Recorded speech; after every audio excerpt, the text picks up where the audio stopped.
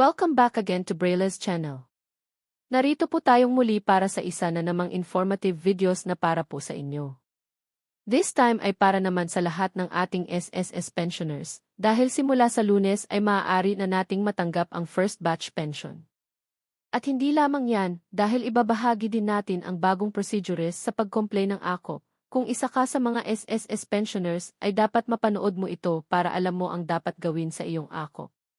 Ang lahat ng yan ay ating ibabahagi ngayon, but before po tayo mag-start sa ating topic, kung bago ka pa lang sa aking channel, please do kindly subscribe, like, and share na din sa ating mga kaibigan, kaanak o kapwa po natin pensioners, at please do share na din sa ating mga social media accounts para mas marami pa ang makaalam.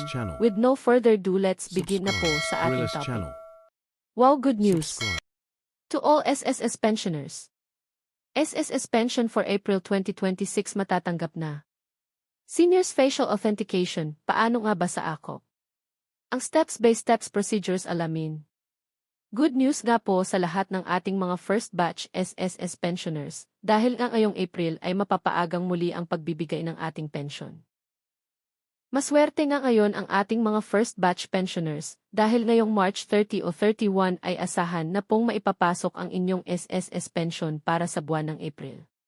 Dahil nga ang April 1 ay isang half-day operation sa lahat ng tanggapan ng gobyerno, ay iurong na naman po ang pag-release ng inyong pension at mapapaaga po ito.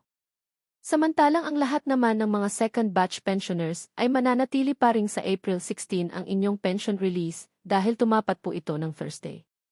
Samantala, ano nga ba ang facial authentication na bago sa mga seniors o pensioners natin in compliance sa AKOP ngayong taon? Dahil nga sa ginawang anunsyo o pagbabago ng SSS system sa pag-complain ng AKOP kung saan isang facial authentication na lang ang gagawin natin para sa pag-complain ng ating AKOP. Para sa step-by-step procedures. Una, magpunta lamang sa website ng SSS at www.sss.gov.ph. May makikita po kayo ditong AKOP menu, yan lang po ang i-click natin. Second step ay i-click lang ang yes, if may national ID na po tayo or nakapagpa-register na. Third step, i-click lang ang box button then tape click proceed para sa susunod na steps. Ang next po natin ay manghihingi na po ng inyong SSS number at birthday. Once nilagay nyo na po ang inyong tamang info ay i-click lang ang submit. Then lalabas po dyan ang inyong pangalan. If tama siya ay i-click lang ang yes para sa next steps. Dito ay lalabas if required ka na bang mag-comply o hindi pa. Katulad po ng example natin since ang mother ko ay December pa ang contingency, ay nakalagay po dito na early compliance is only allowed 2 months prior to the member's birth month. Kaya hindi pa siya pwedeng makapag-comply ng AKOP.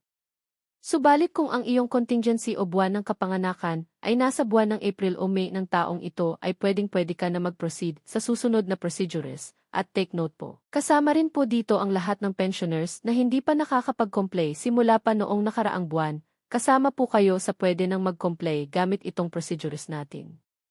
Sundan mo lang ang mga sunod-sunod na procedures hanggang sa matapos at sa facial authentication para sa biometric at verification process.